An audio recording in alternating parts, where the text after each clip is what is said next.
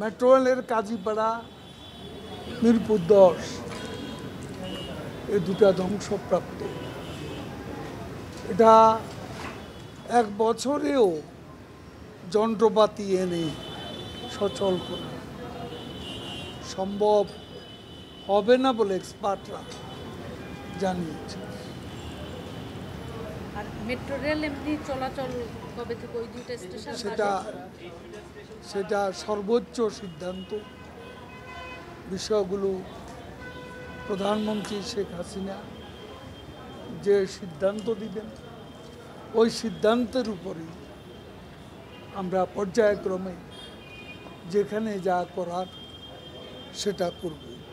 তার সিদ্ধান্তের আগে আমরা কিছু করতে চাই না। তিনি সব কিছুই গভীরভাবে পর্যবেক্ষণ করছেন। আরএফএল কিচেন সিঙ্ক, স্বাস্থ্যকর কিচেনের চিরস্থায়ী সমাধান। এবং তিনি প্রত্যক্ষভাবে বিভিন্ন স্থাপনা বিটিভি সহ বিভিন্ন ধ্বংসপ্রাপ্ত স্থাপনায় গিয়েছেন এবং সব কিছুর ক্ষয়ক্ষতির হিসেব তার কাছে আছে। কী অবস্থা, কোনটা কখন চালু করা যাবে আমি এই মুহূর্তে বলতে পারি।